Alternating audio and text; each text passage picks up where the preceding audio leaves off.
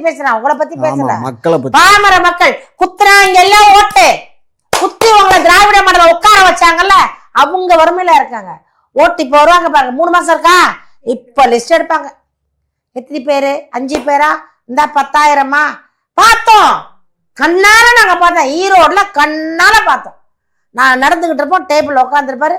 எத்தனை ஓட்டுமா? 3ஆ? இந்தா ஒரு ஓட்டுக்கு 5,000. வாரம் வாரம் ஞாயிற்றுக்கிழமை கோழிக்கறி ஆட்டுக்கறி வீட்டு வாசல்ல தொங்கும்.